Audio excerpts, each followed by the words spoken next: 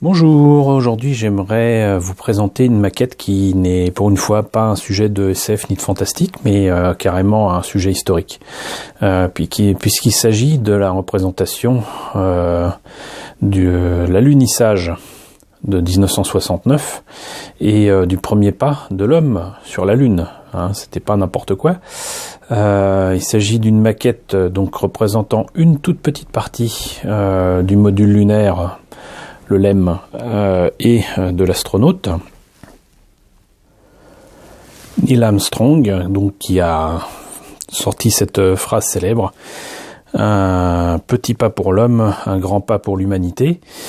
Et donc c'est cette scène-là iconique qui est représentée ici, quoique je ne sais plus s'il était descendu avec sa tenue, avec la caméra devant lui. J'en ai strictement plus aucun souvenir de ce détail en particulier, mais reste que donc c'est une maquette assez intéressante qui représente donc cette scène et qui fête dignement les 40 ans de l'alunissage, donc comme vous voyez, donc du 20 juillet 1969. Ça faisait 40 ans, ce qui veut dire que dans 2 ans, ça fait déjà 50 ans qu'on a posé les pieds sur la Lune, lancé quelques missions. On s'est arrêté, les Américains se sont arrêtés début des années 70. Il faudra peut-être attendre encore un petit peu avant que d'autres reposent les pieds sur la Lune. Il paraît que les Chinois ont l'intention d'y mettre les pieds, si j'ose dire. Mais bon, qu'importe, le fait est que ça a été réalisé. Ça s'est fait, c'était en 1969, et voilà, il y a une maquette de Revel qui a été faite au 1/8 sur cette scène-là. Alors bon, déjà on peut constater que le dessin est pas terrible. Très sincèrement, moi ça ne m'envoie pas du rêve. À la rigueur, ils auraient repris des photos d'époque ou je sais pas, autre chose, mais là sincèrement le dessin tel quel il est moche et la représentation est assez naze. Bref, la figurine est supposée faire 25 cm 8, presque 26 quoi. C'est livré comme souvent avec les maquettes Revel en édition limitée ou spéciale, avec un pinceau double avec un côté fin, un côté un peu plus large, et quelques pots de peinture et de la colle. Alors autant la colle Revel peut être utilisée ici, autant le reste, sincèrement, j'en doute. D'autant que c'est exactement le même genre d'outil qui est proposé dans d'autres maquettes vraiment très très grandes, et ce pinceau est juste ridicule. Voilà, c'est peut-être un pouce à l'achat. Voilà, les parents qui pensent acheter ça aux enfants vont se retrouver avec une maquette avec ils pensent avoir tout ce qu'il faut pour faire la maquette directement. C'est pas le cas, très clairement pas le cas, on verra ça tout à l'heure. Donc ça part d'un bon sentiment, mais sinon c'est nul. La maquette montée et peinte est représentée ici. Là aussi je trouve ça assez étrange si on commence le sens de lecture de cette boîte, comme pour le texte de gauche à droite. Commencer par une photo de l'astronaute de dos, c'est naze. Là on voit qu'il y a le sol lunaire et qu'il y a une partie du LEM, mais bon, franchement là, c'est super mal centré aussi. Le casque, la visière de Neil Armstrong, franchement on dirait un vilain jouet. Et là ils insistent sur la caméra, je vois pas en quoi c'est important ni intéressant.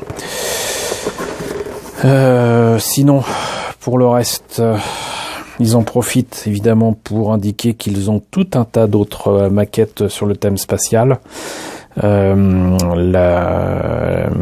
dirais-je, la capsule Apollo, le fameux module lunaire dont je parlais tout à l'heure, qui s'appelle le Eagle. Si vous voulez savoir pourquoi il y a des aigles dans Cosmos 99, c'est parce que dans Space 1999 c'est des Eagles et donc pas autre chose. Donc voilà, ça vient de là. Et très sincèrement, si vous regardez par ici, le LEM semble représenter une sorte de visage, et c'est cet aspect là aussi avec les deux petits hublots qui a été repris et en tout cas ça a largement inspiré le cockpit et le nez de l'aigle de Cosmos.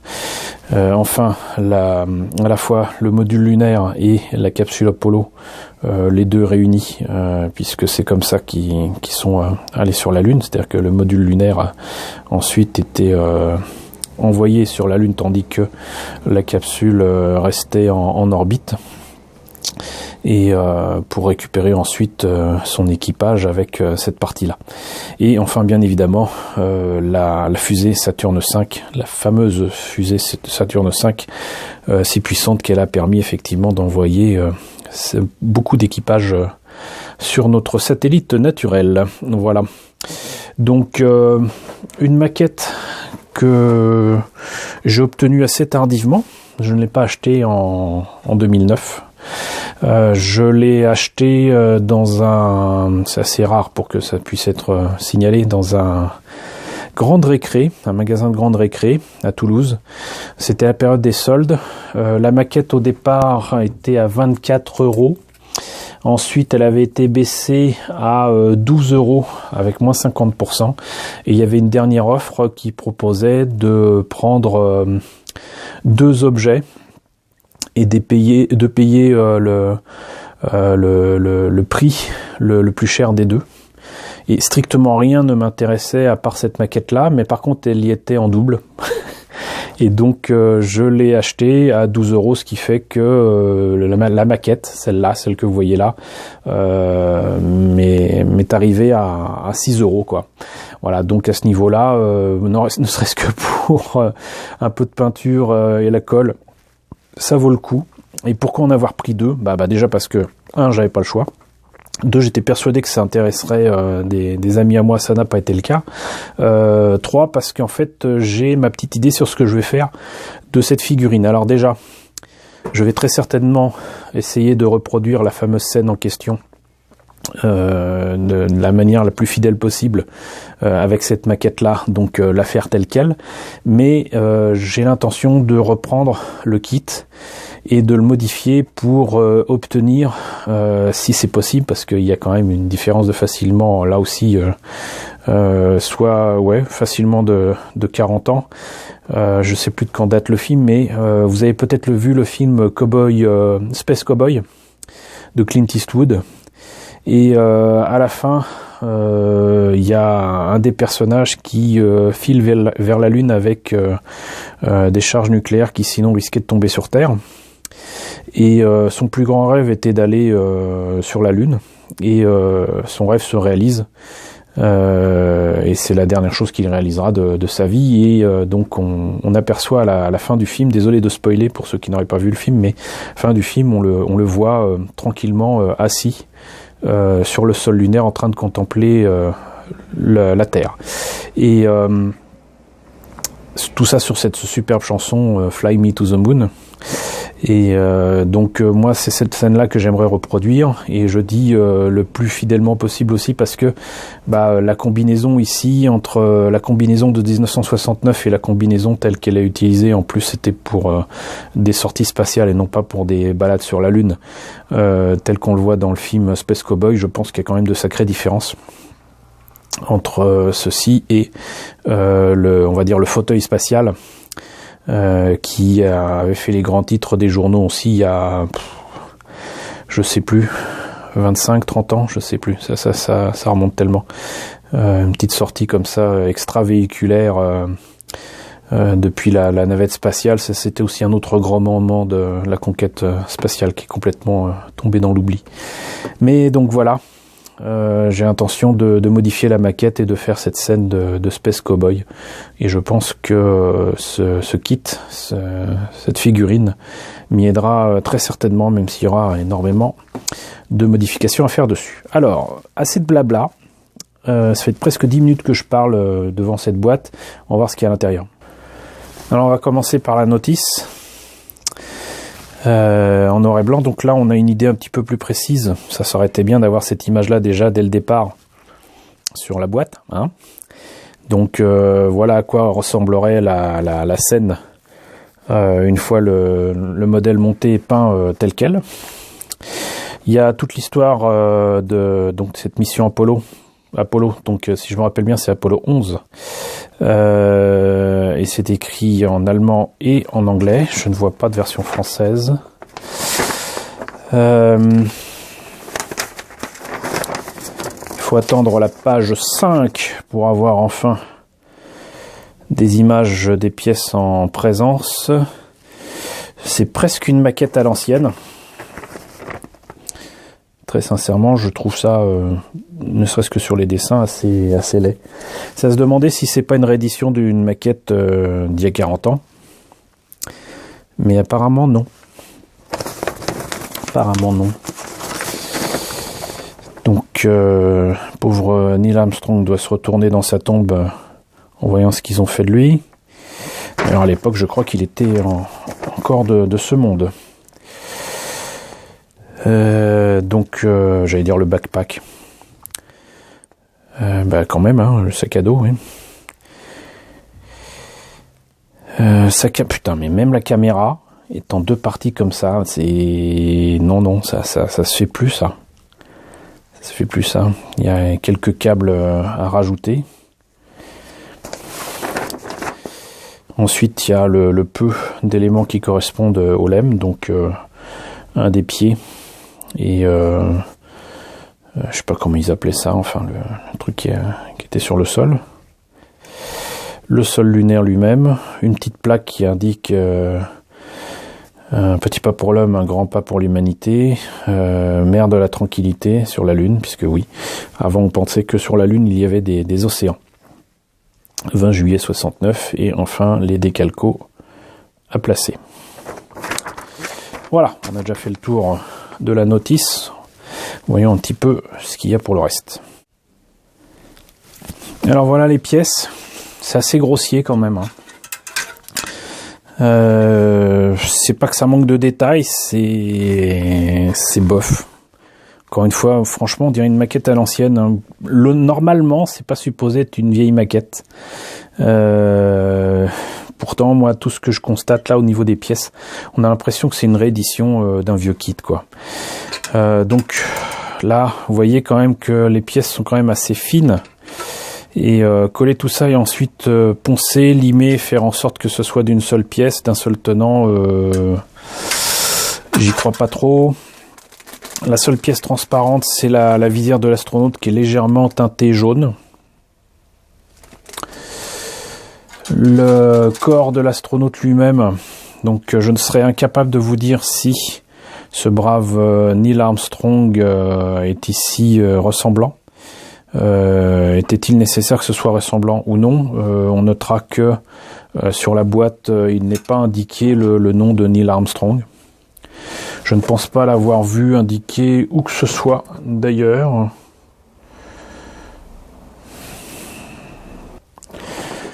C'est vaguement dit dans l'histoire de la mission Apollo 11. Là d'ailleurs, est-ce que c'est... Ouais, c'est écrit en français là. Si vous arrivez à... Si j'arrive à faire la mise au point déjà. Bon, on n'y arrive pas. Pas grave. Mais c'est pas écrit en gros, il y a écrit Apollo astronaute on the moon. Ou un 8e, voilà. Est-ce que Neil Armstrong demandait des sous? Est-ce que c'était interdit par la NASA? Je ne sais pas. Bon, en tout cas, là, pareil, c'est pas terrible. C'est pas terrible. Il va falloir certainement montrer quelques... comment dirais-je? Tricher un petit peu au niveau de peinture pour faire croire que c'est encore plus creux que ça ne l'est là.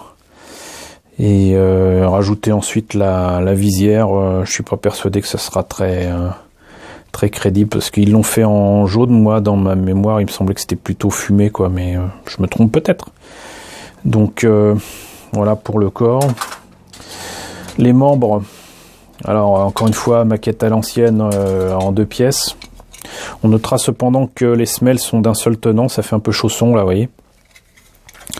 Mais c'est pas plus mal, parce que même si on ne voit pas le bout de la semelle, le fond de la semelle, bah au moins on n'aura pas à poncer ni rien. Mais encore une fois, ça sert à rien, puisque c'est quelque chose qui sera posé sur le bout du lemme et posé sur le sol. Donc à quoi ça rime? À rien. Strictement à rien. Donc là pareil en 2 morceaux et tout ça. Là ça va être la super joie pour relier les 2 morceaux et surtout poncer ensuite les doigts. Ça va être super. Moi je suis extatique. Mais alors le pire est à venir avec cette pièce là, où c'est la partie on va dire abdominale sur le torse. Donc il y a la caméra, ce brave Neil Armstrong qui doit immortaliser cet instant avec des photos ou des films, j'imagine. Et la caméra est en 2 parties, comme vous l'avez vu sur la notice tout à l'heure. Et c'est moche. Voilà, ils auraient pu faire ça en un peu plus de morceaux. Et les détails en plus sont en plein. Voilà, bon, franchement je ne serais pas le moins du monde étonné d'apprendre que, malgré ce que je pensais, cette maquette date, je sais pas moi, des années 70, et encore j'ai vu des maquettes des années 70 bien plus réussies que ça. Alors ça c'est donc la partie du pied du lemme, avec une partie de l'échelle, et donc une partie du pied. Et je voyais ça beaucoup moins gros, parce que là on a l'impression que c'est sur une espèce de comment dirais-je, de pied coulissant ou quoi, mais là avec ça non, clairement non. Et ça c'est supposé être les câbles qu'on a vu tout à l'heure qui allaient du backpack à l'avant de l'astronaute, et certainement pour l'oxygène ou quoi. Et c'est moche, c'est super laid, c'est non. 2009 la maquette les amis, 2009. Donc ça c'est le reste du pied du lemme, et ça c'est le sol. Alors c'est dommage que je veuille l'utiliser, parce que à la rigueur ça aurait été parfait à placer pour un de mes projets de maquette de vaisseau spatial, mais surtout d'OVNI. Et je voulais faire c'est exactement la forme qu'il faut pour faire le vaisseau amiral d'Idargos. Et si j'ai 2 pièces comme ça, bah j'ai mon vaisseau direct. Comme j'ai 2 maquettes, je vais peut-être me laisser tenter et remplacer ça par autre chose, on verra. Et donc ça c'est le sol lunaire qui est pas trop mal, on va essayer de sauver les meubles. Par contre la plaque, elle rime à rien. Pareil, c'est écrit en plein, alors que ça aurait dû être en creux. Je veux dire par là, ça aurait été beaucoup plus pratique de faire une plaque déjà un petit peu plus visible, qui sorte vraiment du sol complètement, pas d'1 millimètre quoi, et qu'on puisse faire ça en noir quoi, et puis que le texte soit en creux pour utiliser le creux et faire un brossage à sec tranquille quoi. Mais là vous voyez reprendre toutes ces lettres une par une au pinceau, moi non. Donc prout, voilà, cette maquette est, je l'avais plus en tête, mais franchement ça va pas du tout.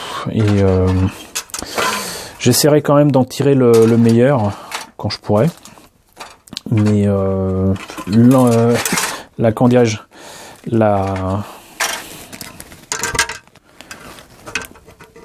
la motivation n'étant pas là, il y a de fortes chances que vous n'en verrez le résultat que lorsqu'on fêtera justement les 50 ans de l'alunissage. Sincèrement, vu le travail que ça va demander pour en tirer le meilleur, je sais pas. Et même la modification pour faire le projet Space Cowboy, est-ce que ça vaut le coup? On va voir.